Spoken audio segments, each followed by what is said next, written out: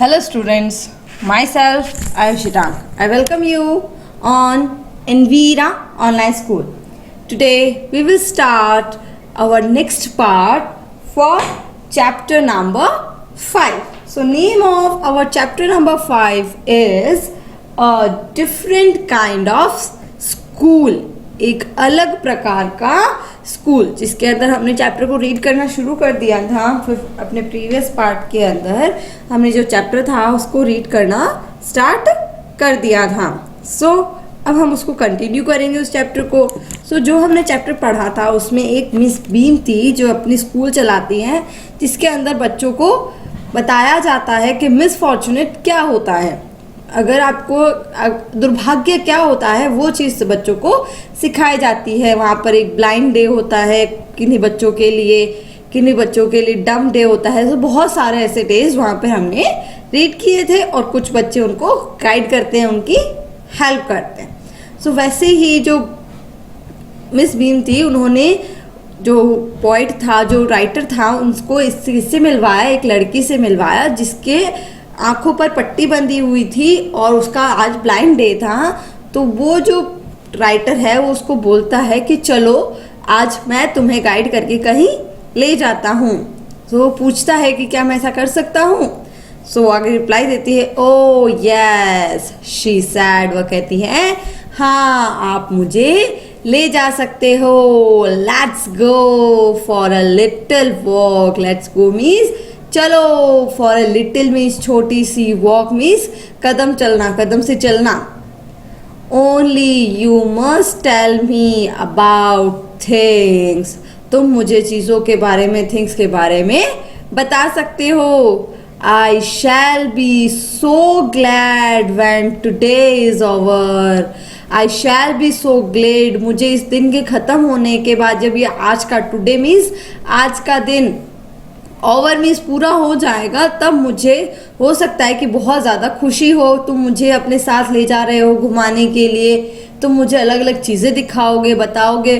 तो जो आज का दिन जब ख़त्म होगा तो वो मेरे लिए बहुत ही अच्छा होगा। The other bad days can't be half as bad as this. Other जो दूसरे दिन होते हैं वो मेरे लिए बहुत ज़्यादा बुरे होते हैं। अब कौन कौन से बता रहा है? हैविंग अ लैग टाइड, जब उसके लैग टाइड की, टाइड मीन्स बांध दिया जाता है, अप मीन्स ऊपर, जब उनका एक पैर ऊपर की तरफ बांध दिया जाता है।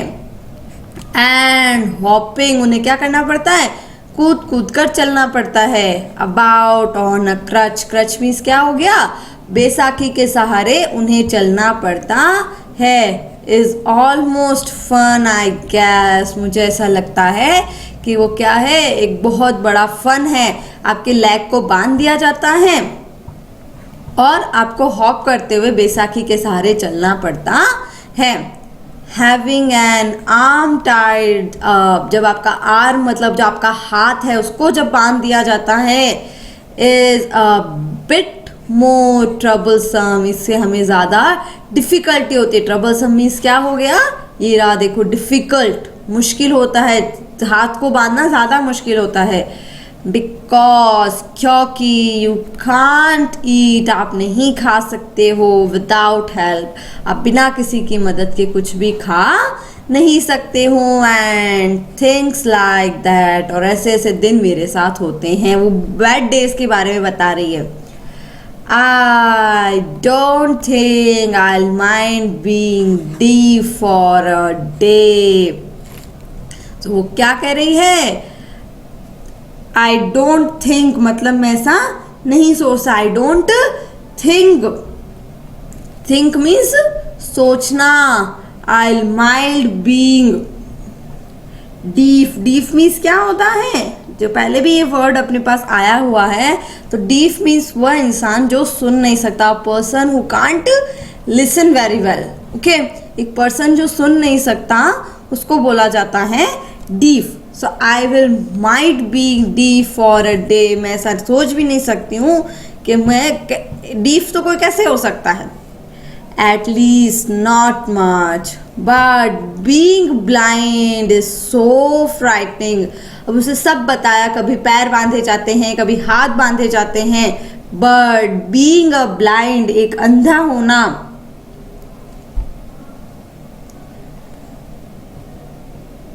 being blind is so frightening. frightening means क्या होता है? भयभीत. frightening means क्या होता है? भयभीत. मुझे उस चीज से बहुत ज्यादा डर लगता है. My headache means मेरा जो सर है वो क्या करने लग जाता है? दर्द करने लग जाता है. Aches means क्या होता है? दर्द करना. Aches means क्या होता है? दर्द करना. All the time, just from worrying. worrying means होता है चिंता होना. That I will get hurt. जब एनी टाइम ये डर लगा रहता है कि मुझे चोट लग सकती है. Where are we now? अब हम कहाँ है? वो चलते हैं, बातें करते रहते हैं, वो सब बताती रहती है. तो और फिर वो पूछती है Where are we now? अब हम कहाँ पर है? In the playground. हम कहाँ पर है? प्लेग्राउंड में है. I said. मैंने उससे कहा कि हम प्लेग्राउंड में हैं. We are walking towards the house. हम घर की तरफ चल रहे हैं. मिस बीम क्या कहती हैं? Is walking up and down the garden with a tall girl. जो मिस बीम है वो वॉकिंग अप और डाउन, ऊपर नीचे चल रही है द गार्डन में विद अ टॉल गर्ल, एक लंबी सी लड़की के साथ. What is the girl wearing? उस लड़की ने क्या पहन रखा है? तो वो सब उसको बताता है जो उसे दिखाई दे रहा है. तो what is the girl wearing? उस लड़की ने क्या पहन रखा है? My little friend asked. उस छोटी सी लड़की ने पूछा कि उस लड़की ने क्या पहन रखा है? Blue cotton skirt. एक ब्लू कलर की कॉटन की स्कर्ट पहन रखी है.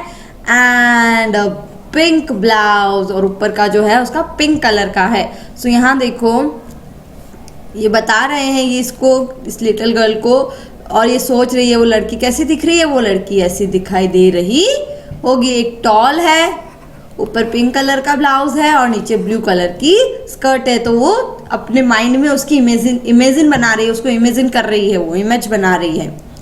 आई थिंक इट्स मिली. मुझे लगता है कि यह मिली है. She said. उसने कहा. मुझे ऐसा लगता है कि ये कौन है? मिली है. What colour is her hair? इसके बालों का कलर क्या है? Very light. I said. मैंने कहा इसके बालों का कलर तो बहुत ही ज्यादा हल्का है. वो बता रही है और वो सोचे जा रही है उस चीज को. यस दैट्स मिली. हाँ यह मिली है. She is the head girl. ये जो है ये यहाँ की हेड गर्ल है. There's an old man tying up roses.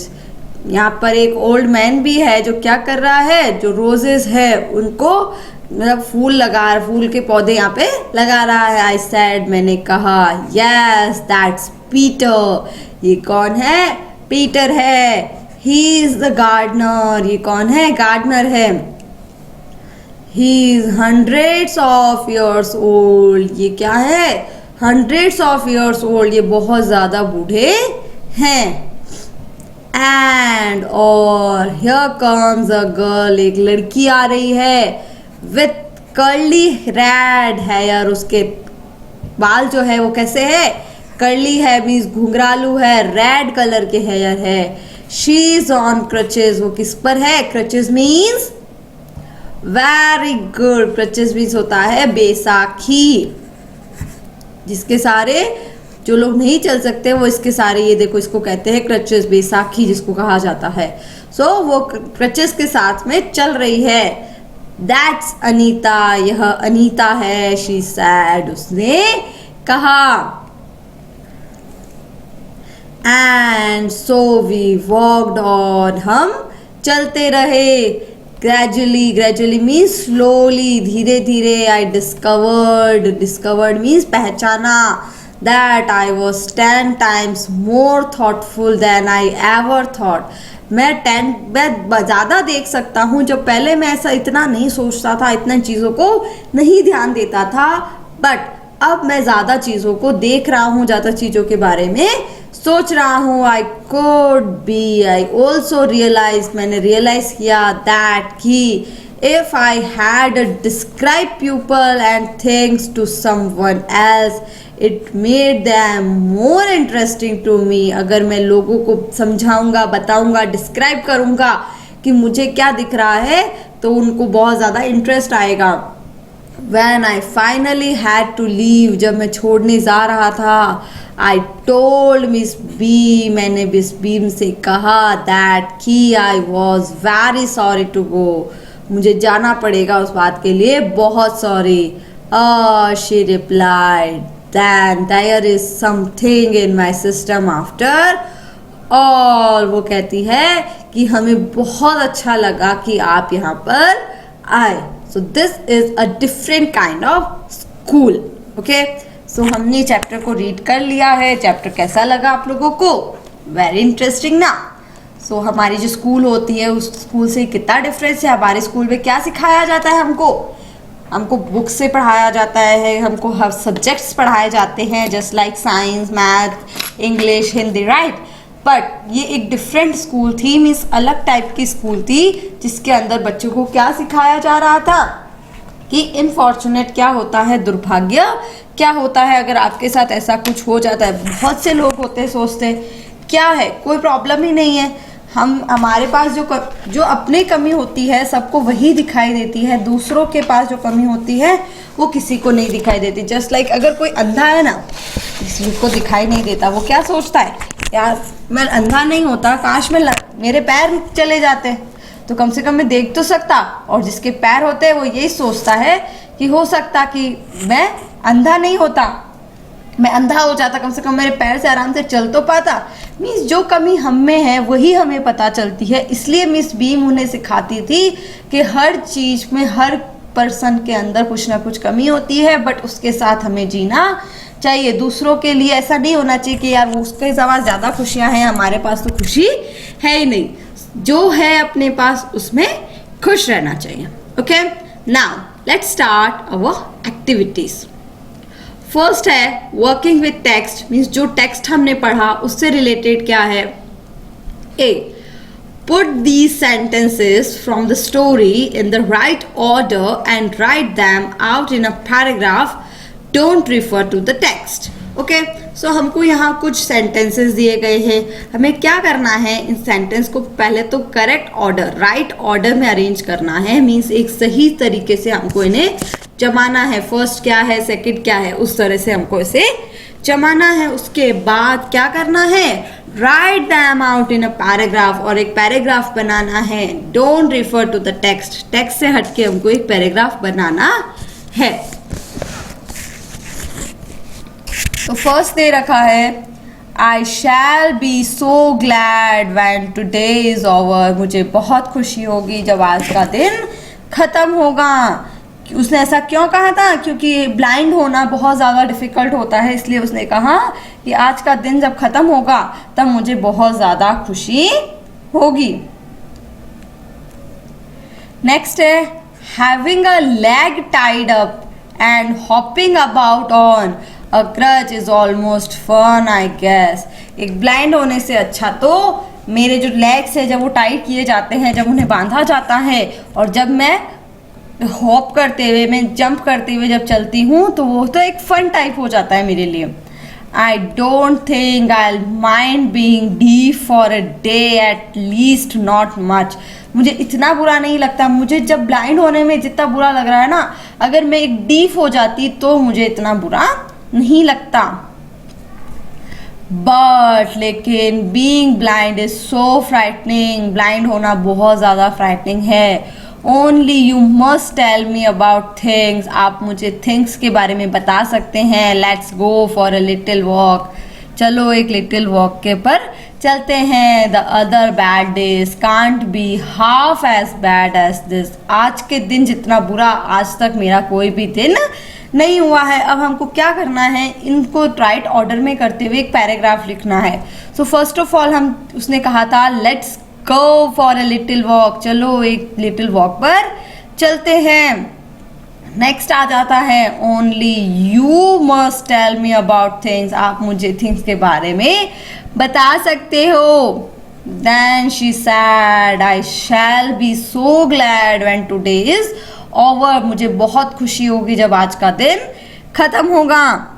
The other bad days can't be half, आज के दिन जितना कोई भी बैड डे नहीं होगा। हैविंग अ लैग टाइड, उसने कहा था कि जब अगर मेरे लेग्स बांध दिए जाते तब भी मेरे को एक फन होता। एंड उसके बाद उसने कहा अगर मुझे डीफ कर देते तो भी मेरे लिए ठीक होता।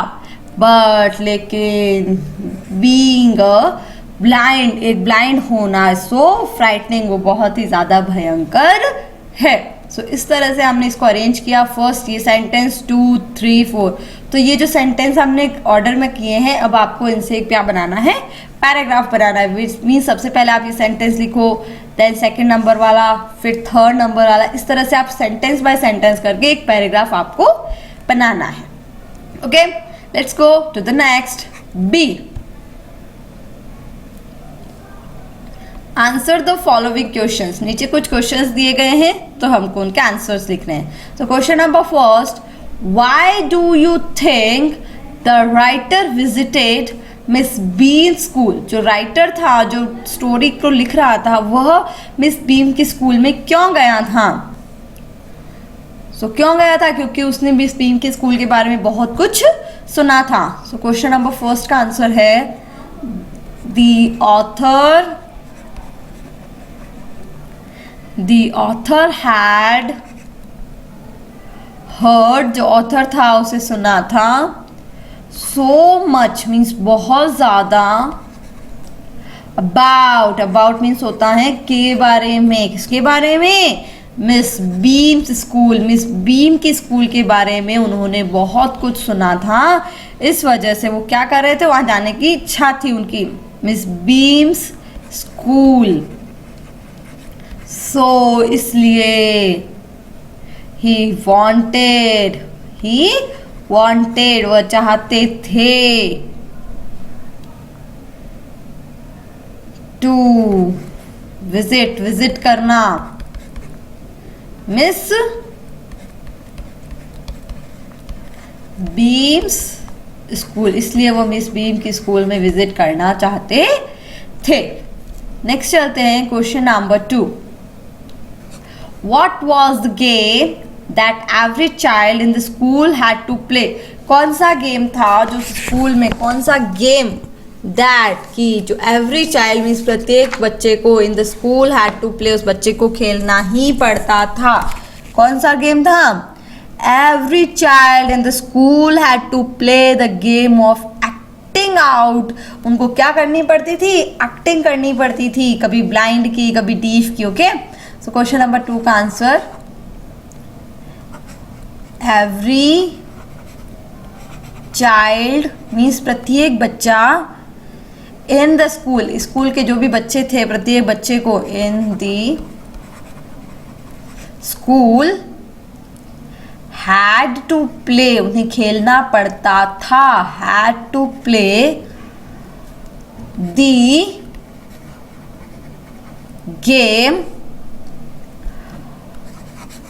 of acting out the role of a blind, एक ब्लाइंड का रोल खेलना पड़ता था, अ डीफ, एक डीफ का रोल प्ले करना पड़ता था उनको, अ डम, डेली उनको कोई ना कोई रोल दिया जाता था, अ लैम, लैम मीन्स लंगड़ा, एंड और एंड इंजर्ड, इंजर्ड मीन्स घायल, injured person, once in a term. बच्चों को ये सारे रोल प्ले करके एक्टिंग करनी होती थी, ये गेम उनको खेलना पड़ता था। Next each term every child has one blind day, one lame day and etc. Complete the line. Which day was the hardest? Why was it the hardest? So इस लाइन को हमको कंप्लीट करना है. So each term every child has one blind day, one lame day, one deaf day, one dumb day and one injured person day. So ये line complete कर ली हमने, injured person day. अब आपको पूछा गया है which day was the hardest? सबसे ज्यादा hardest day कौन सा था? So the hardest day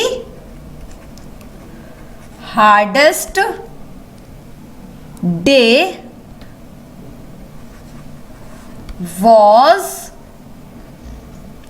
the blind day. जो ब्लाइंड डे था वो सबसे ज्यादा हार्ड था बिकॉज क्योंकि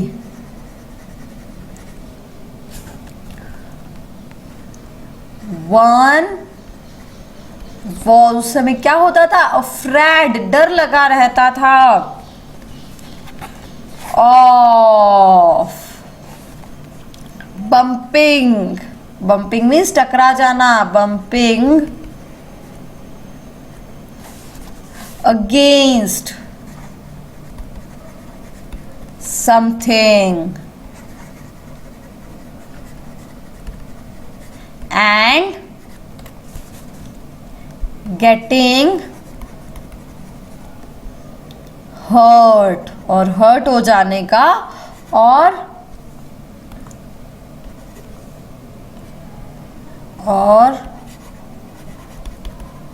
falling डाउन और नीचे गिर जाने का डर हमेशा लगा रहता था. Question number 4. What was the purpose of these special days? In special days का जो पर्पस था वो क्या था? ऐसा क्यों मनाए जाते थे ये days?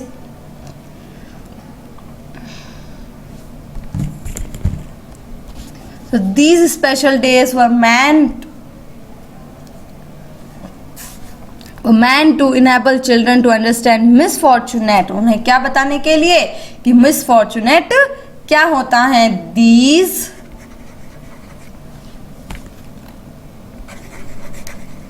special days were, in special days का मीन क्या था? meant to enable children to understand misfortunate के बारे में बताना. misfortunate by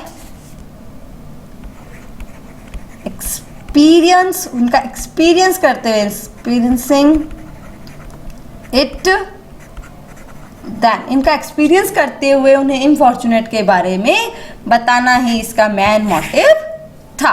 so question answer is completed here. Let's go to working with language. So let's start with A. ये क्या कह रहा है? इट सेज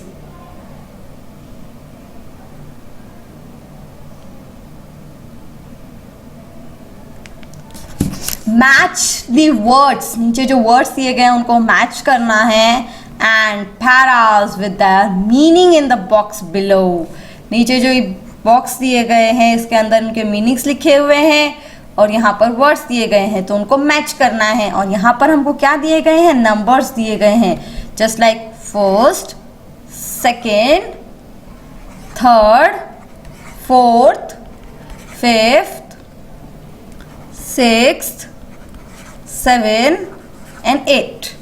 पैराग्राफ नंबर्स किस अकॉर्डिंग दे रखे हैं जैसा कि हमने चैप्टर के अंदर पढ़ा था. जैसे जस्ट लाइक थर्ड पैराग्राफ जो हमने पढ़ा था उसके अंदर हमको होम सिक का जो मीनिंग है वहाँ पे हमको ये वर्ड मिलेगा. इसी तरह से पैराग्राफ के नंबर्स दे रखे. सो let's start with number 1. So first हमको दे रखा है होम सिक. होम सिक का मीन्स क्या होता है?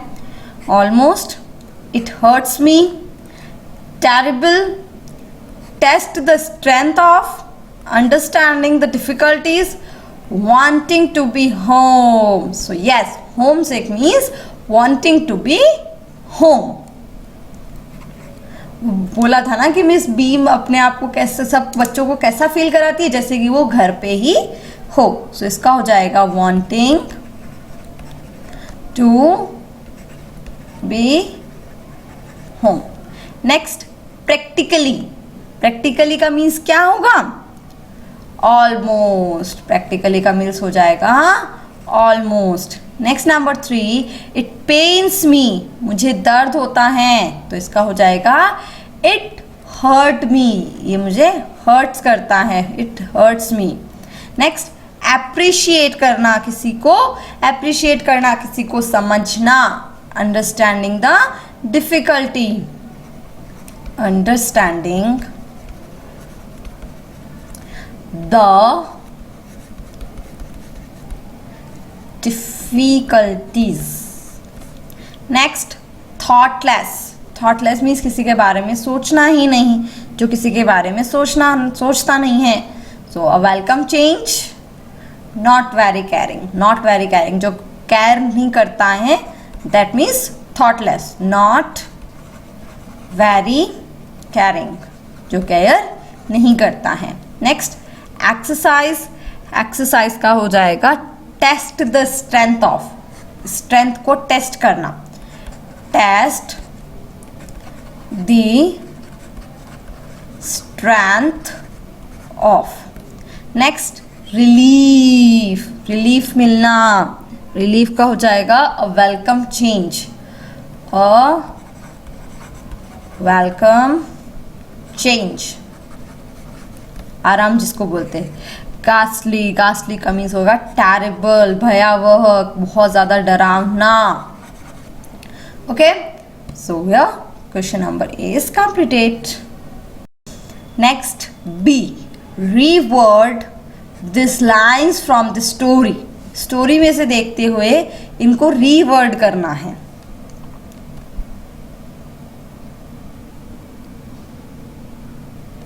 First, I had heard a great deal about Miss Beam School. मैंने मिस बीम की स्कूल के बारे में बहुत कुछ सुना है. सो अब हम इसको अपने वर्ड्स में कैसे लिख सकते हैं? सो वापस से यहाँ पे नंबर 1 लिख रहे हैं अपन.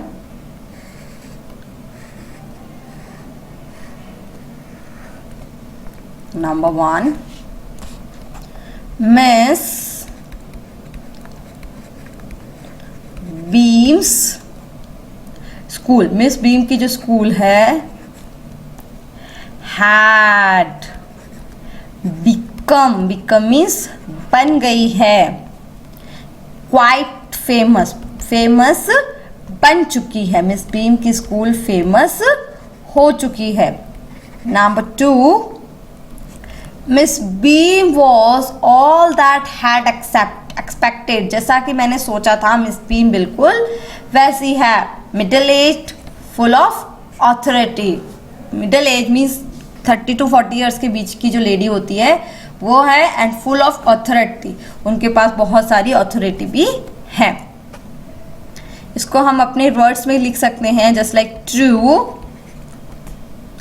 To the expectation. जैसे मेरी एक्सपेक्टेशंस थी, जैसा मैंने सोचा था, यह बिल्कुल वैसी ही है. Expectation I found Miss Beam. मैंने मिस बीम को पाया. टू बी, कैसा पाया? Middle age and authoritative. उनके पास क्या है? ऑथोरिटी है, मीन्स उनके पास अधिकार है. Authoritative. Next, number 3, I went to the window which overlooked a large garden. I went to the window. मैं विंडो के पास गया. which, जो कि ओवरलुक्ड अ लार्ज गार्डन, और वहां से मुझे क्या दिखाई दिया, बहुत बड़ा गार्डन दिखाई दिया। सो अब थर्ड का लिखेंगे हम इसको। अब जब हम अपने वापस अपने वर्ड्स में इनको ट्रांसलेट कर सकते हैं, तो आई वैन टू द विंडो, मैं विंडो के पास गया, दैट प्रोवाइड, जिसने मुझे उपलब्ध कराया, अ व्यू, एक दृश्य, ऑफ अ लार्ज गार्डन, एक बहुत बड़े गार्डन का दृश्य उसने मुझे दिखाया। तो आई वेंट, वेंट मीन्स मैं गया, टू दी विंडो, विंडो के पास, मैं विंडो के पास गया। दैट, जो कि, प्रोवाइड, प्रोवाइड मीन्स उसने मुझे उपलब्ध कराया, व्यू मीन्स एक दृश्य, ऑफ, किसका दृश्य उपलब्ध कराया था, ऑफ अ लार्ज गार्डन, एक लार्ज मीन्स बहुत बड़े गार्डन का दृश्य उसने मुझे उपलब्ध कराया था। Okay, next number 4, we can not bandage the children's mouth, we can not, हम नहीं कर सकते हैं, बैंडेज मीन्स पट्टी करना या किसी चीज को बांधना, द चिल्ड्रंस माउथ, हम बच्चों के माउथ को नहीं बांध सकते हैं, so they really have to exercise their will power, उन्हें अपना विल पावर दिखाने का मौका मिलता है। So number 4, so I write number 4 here, the children have to use, childrens को यूज करनी होती थी, दायर मीन्स उनकी, विल पावर, उनकी जो विल पावर है उसको उसे क्या करना पड़ता था, यूज करना पड़ता था, बिकॉज, क्योंकि, वी कांट, वी कांट, हम नहीं कर सकते, टाई मीन्स बांधना, दायर, टाई दायर माउथ, हम उनके माउथ को नहीं बांध सकते, इसलिए हमको क्या करना पड़ता, उन बच्चों को अपना विल पावर मीन्स वो अपने आप पर कितना कंट्रोल कर सकते हैं वो चीज उन्हें बतानी होती थी। So here this part is completed, we are continuing the exercise in our next part. तब तक के लिए आपको क्या करना है, जो भी चैप्टर मैंने रीड कराया उसको आप वापस से रीड करेंगे, उसके अलावा जो भी हमने एक्टिविटीज करी है उसको भी आपको आपकी वर्कशीट में प्रॉपरली करना है। Okay, so fill your worksheet with help of this video. Thank you.